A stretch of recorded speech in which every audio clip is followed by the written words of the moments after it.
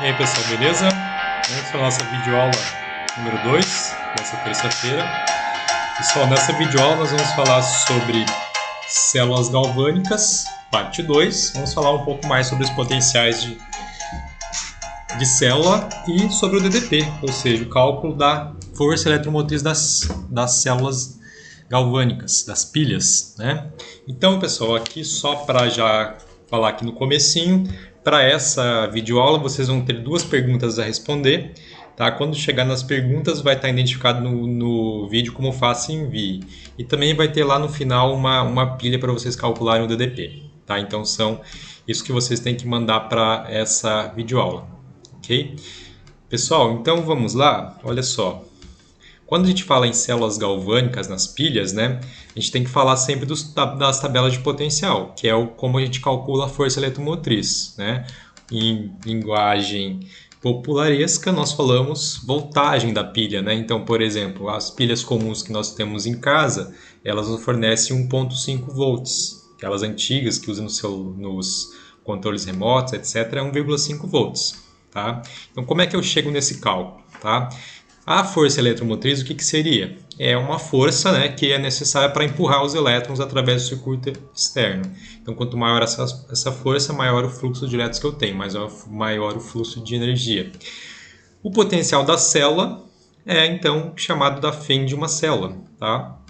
E nós temos, sempre que nós estamos falando de potencial de células, sempre que nós vamos se referir ao cálculo, nós estamos levando em consideração um sistema padrão, que é para soluções a 1 mol por litro, numa temperatura de 25 graus. Então, aqui, 1 mol por litro e 25 graus é a que nós chamamos de condição padrão para Fem padrão, tá?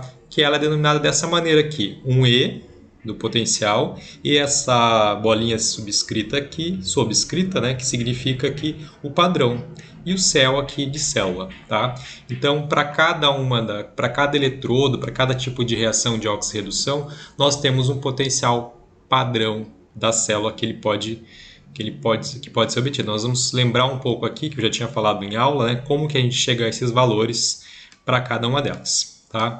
Então, essa Fem depende da natureza dos metais formadores da pilha. Então, se eu tiver metais diferentes, obviamente que eu vou ter um valor de força eletromotriz diferente. Tá? E também das concentrações das soluções empregadas. Se nós calculamos a partir da referência, a referência é sempre 1 mol por litro. Mas, obviamente que se a gente está trabalhando com concentrações diferentes, a gente teria que reorganizar esse valor. Tá? Uma aula um pouco mais para frente, eu vou mostrar para vocês como que a gente transforma estes valores para um valor referente a uma concentração diferente. E também da temperatura que a pilha estiver funcionando, tá, pessoal? Então, esse último ponto aí sobre o Fem, do que o Fem depende, nós temos aquela ideia antiga, não sei se é do tempo de vocês, mas no meu tempo de usar carrinho de controle remoto, né, com várias pilhas, a gente pegava quando começava a acabar a pilha, ou mesmo a pilha do controle da TV, a gente começava a esfregar ela. Né? Voltou a funcionar. É porque você mudou a temperatura ali e aí muda um pouquinho o processo, daí ela volta a funcionar por um certo tempo. Tá? Então, em relação à natureza dos metais, formadores das pilhas, nós vimos na aula passada que nós temos o ânodo, que é o polo negativo, que ele empurra os elétrons para o circuito externo, né? Enquanto que o cátodo ele puxa os elétrons para o circuito externo. Tá? Então, dependendo obviamente da natureza do metal, o metal tem mais probabilidade de empurrar, mais força para poder empurrar esses elétrons. Tá? Então, quanto maior for a tendência do anodo em soltar elétrons e quanto maior a tendência do cátodo em capturar esses elétrons, maior será a diferença de potencial exibida pela pilha. Então, quando a gente fala em pilha, a gente sempre fala de diferença de potencial. Tá?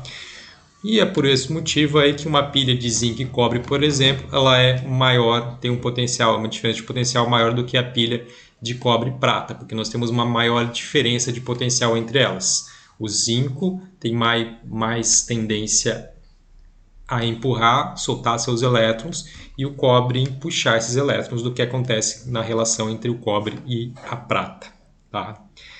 Bom, como que a gente chega no cálculo aí dos potenciais padrão? Tá? Todos os potenciais padrão, eles são calculados a partir de um eletrodo de referência, que o escolhido foi o de hidrogênio. Até porque ele é fácil de ser manipulado, ele não dá interferência e você encontra facilmente, né? Então, como que é montado esse sistema? Você tem lá um fio de platina. A platina aqui, pessoal, é um metal nada reativo, quase nada reativo. Então, ela serve só como condutor, que a gente chama aqui de condutor inativo, tá? Ele não vai sofrer a reação no meio. Então, ele é um condutor aqui sem sofrer nenhum tipo de reação no meio, ok?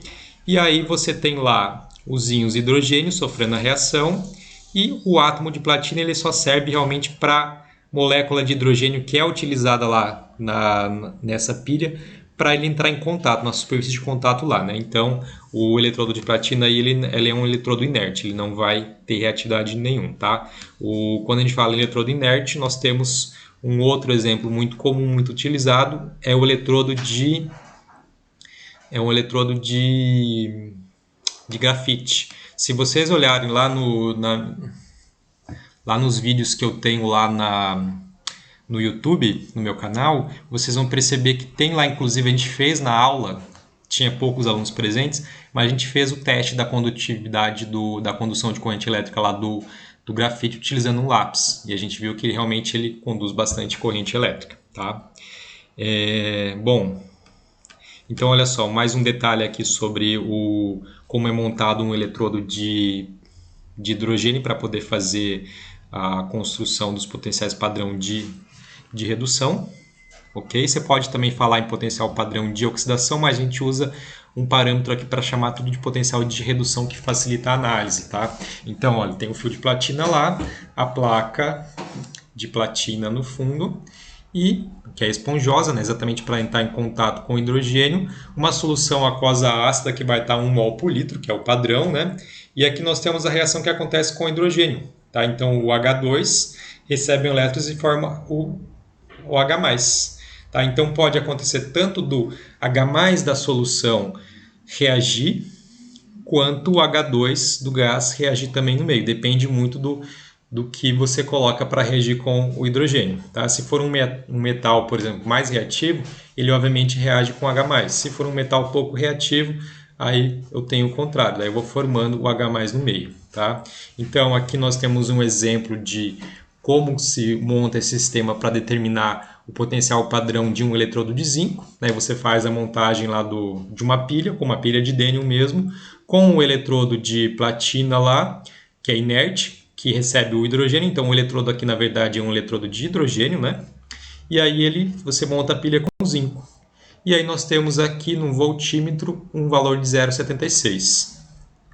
E essas aqui são as semi-reações que acontecem. Então, o zinco nesse processo, ele vai sofrer um processo de oxidação e o hidrogênio vai sofrer a redução. O H+ vai se transformando em H2 lá. E essa aqui é a nossa reação global. O zinco metálico se transforma em zinco em solução e o hidrogênio lá da solução, que é a solução ácida, né, ele se transforma em H2 no final. Tá? E aqui a gente pode então pegar essa pilha e calcular o seu potencial padrão de semicélula. Tá? Que é o potencial padrão de semicélula, ele é determinado pela variação do potencial padrão, que é o potencial padrão do cátodo menos o potencial padrão do ânodo. Tá? Então, como a pilha aqui deu um valor de 0,76, na medida nós temos que o potencial do hidrogênio ele é considerado sempre como negativo, porque ele é padrão, né? Ele como padrão ele é considerado negativo, aliás, negativo não, zero, ele é sempre considerado como zero, e aí nós temos o valor zero para ele, e nós temos aqui o valor que nós queremos encontrar do zinco. E quando a gente faz, então, extrapolação aqui utilizando essa fórmula, nós chegamos que o potencial padrão de uma semicélula zinco sólido para zinco 2+, eu tenho um valor de menos 76 volts. E esse aí, então, vai ser o potencial padrão de redução para o hidrogênio. Vocês podem perceber que daí, no caso, ele está sendo colocado aqui como ânodo no processo, porque ele é o que sofre o processo de oxidação, como a gente verifica quando nós colocamos ele em solução aquosa ácida. Tá? Então, para perceber se ele é o ânodo, é só verificar a reação que está acontecendo. E verificar a reação em meio ácido é fácil, porque libera gás de hidrogênio e há borbulhamento no meio. Então, quando a gente pega e faz isso para todos os metais com um eletrodo padrão de hidrogênio. Não é só para os metais, tá? Você pode fazer isso para não metais também. Nós vamos medir os potenciais padrão, e daí a gente pode construir uma tabela de potenciais padrão do eletrodo. Ou pode ser uma tabela de potencial padrão de redução ou de oxidação. Por convenção, a gente usa mais a tabela de potencial padrão de redução. Tá? Então, isso a gente faz para todas as reações de oxirredução também, confrontando aí com o eletrodo de hidrogênio. E aqui nós temos um exemplo da tabela, de uma tabela. Tá? Essa é uma tabela de potenciais padrão de redução em água a 25 graus. Tá? Então, o que a tabela pode dizer para a gente? Ó? Aqui eu vou lembrar para vocês sobre a posição do hidrogênio. O hidrogênio está com valor zero. Todos os metais que estão abaixo do hidrogênio aqui, nessa organização dessa tabela, tá? Tem algumas tabelas, obviamente, que elas começam com um negativo lá em cima, tá? Mas nessa organização aqui, todos que estão abaixo aqui, que tem um potencial menor do que o hidrogênio, reagem com o hidrogênio, ou seja, reagem em meio ácido, tá? Então, por exemplo, ferro com ácido, um ácido clorídrico, por exemplo, é uma reação. Zinco, a mesma coisa. Agora, já o cobre, que está acima, tem um potencial de redução acima, já não acontece isso. Exatamente por que reage? Porque quando você tem o H+ no meio, ou seja, um ácido no meio, que a gente está analisando realmente a reação do metal com ácido, se o H+ está no meio, ele vai reagir com o metal, o hidrogênio vai sofrer um processo de redução, porque ele vai passar do seu NOx mais 1 para 0, formando H2. Então, se eu coloco lá o metal se oxida, e aí você tem o hidrogênio sofrendo redução. Tá? Então, quanto maior o potencial de redução, a tendência maior é de reduzir. E a espécie que está mais abaixo, a tendência dela é se oxidar. A gente vê aqui que o menor potencial de redução é do lítio. Então, é uma substância que se oxida facilmente. Okay? O que nós podemos tirar da tabela também aqui de informação é se uma espécie vai reagir ou não com outra. Tá? Que vai ser um dos assuntos da nossa próxima aula. A gente pode dizer, olha, isso aqui vai reagir, não vai reagir, só olhando para esses potenciais de redução aqui. E a gente pode falar também sobre a nobreza dos metais. Quanto maior for aí o potencial de redução de um metal, menos propenso à oxidação e, consequentemente, menos reativo e mais nobre ele é. Então, aqui nós temos o aumento da nobreza. O metal mais nobre é o ouro e o menos nobre nessa lista aqui é o lítio. Tá? Então, quando a gente fala de nobreza, da questão da nobreza e da reatividade, nós estamos falando de uma primeira reação de oxidação.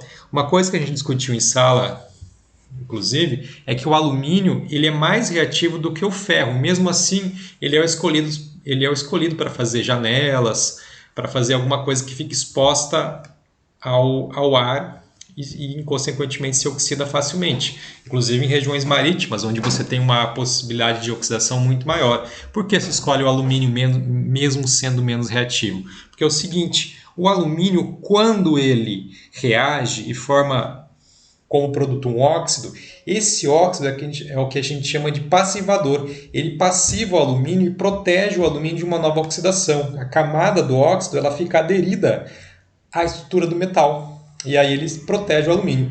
E aí o alumínio vai ficar no ambiente décadas e ele não vai sofrer um processo de oxidação, não vai se destruir. Já o ferro é menos reativo, mas uma vez que ele reage e oxida, ele vai formar o óxido de ferro.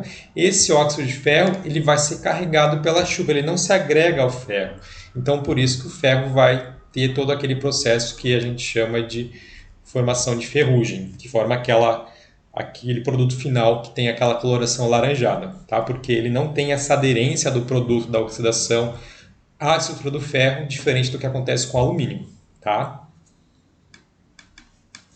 Faça envie desse ponto. Aqui são as duas perguntas que eu vou fazer para vocês me mandarem. Tá? Então, a primeira pergunta, mamão com açúcar, é o seguinte: qual o metal mais nobre, níquel ou ferro? De novo, qual o metal mais nobre, níquel ou ferro? Segunda pergunta, é possível fazer uma pilha com prego e uma moeda? Segunda pergunta, se é possível fazer uma pilha com prego e uma moeda.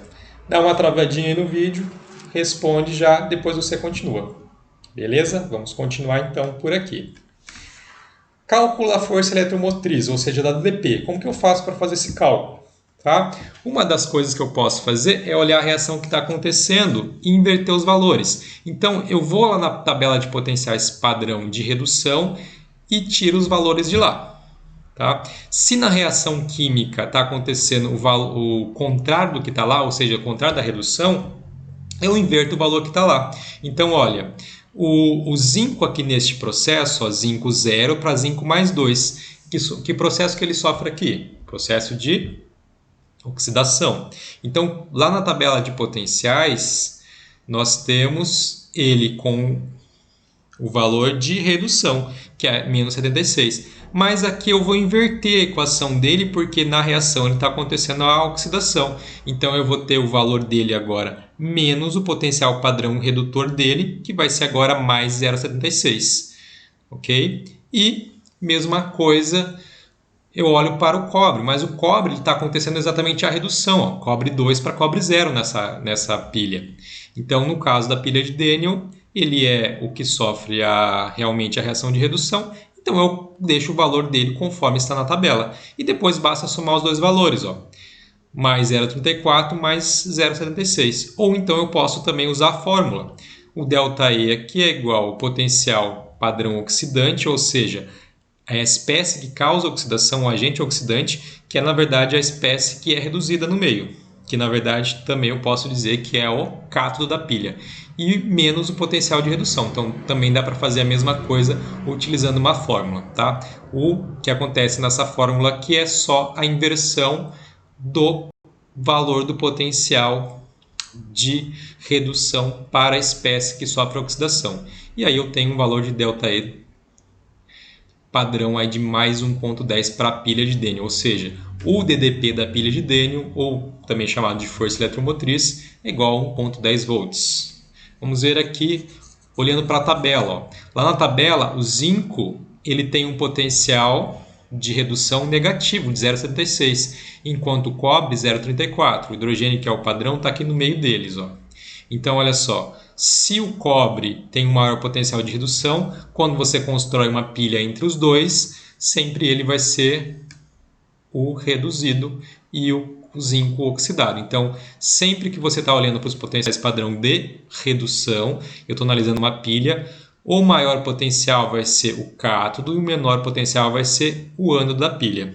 Ok? O maior potencial sempre é o polo positivo e o menor potencial é sempre o polo negativo. Tranquilo?